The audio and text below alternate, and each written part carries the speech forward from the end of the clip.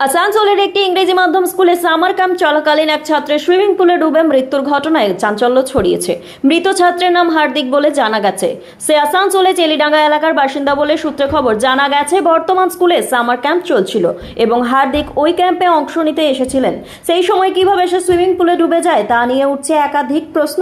খবর পেয়ে ঘটনাস্থলে পৌঁছেছে বিজেপি নেতা দুর্গেশ নেগি। তিনি এই ঘটনাকে অত্যন্তই দুঃখজনক বলে উল্লেখ করে নিরপেক্ষ তদন্তের দাবি জানান। দুর্গেশ নেগি বলেন, বর্তমানে স্কুলগুলিতে ছুটি চলছিল, স্কুলে সামার ক্যাম্প অনুষ্ঠিত হচ্ছিল। হার্দিক সেখানে অংশ নিতে এসেছিল, কিন্তু কি পরিস্থিতিতে তার মৃত্যু হলো তা খতিয়ে দেখা জরুরি।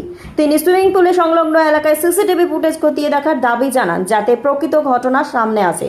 সূত্রে খবর, হাসপাতালে নিয়ে যাওয়ার পথেই ছাত্রটির মৃত্যু হয়। अभी तो सभी स्कूलें बंद हैं, अभी बंद हैं और गर्मी की छुट्टी चल रही है। कन्वेंशन स्कूल में समर कैंप चल रहा है।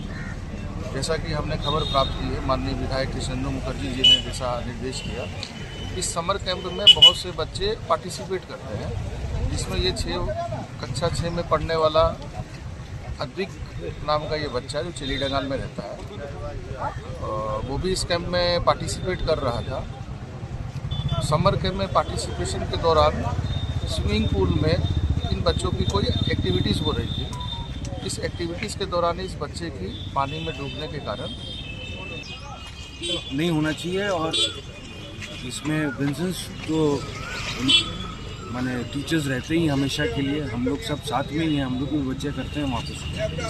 ऐसा कुछ नहीं कभी हुआ, कहीं ना कहीं वो स्कूल के स्टूडेंट हैं, हम लोग सेफ एंड साउंड हम लोग स्कूल से बाहर निकले हैं। ट्रेनर के ऊपर कहीं ना कहीं एक सबसे बड़ा सवाल है कि क्यों आखिर बच्चे को नहीं देखे। हम तो कुछ बोल नहीं पाएंगे, ये तो मैटर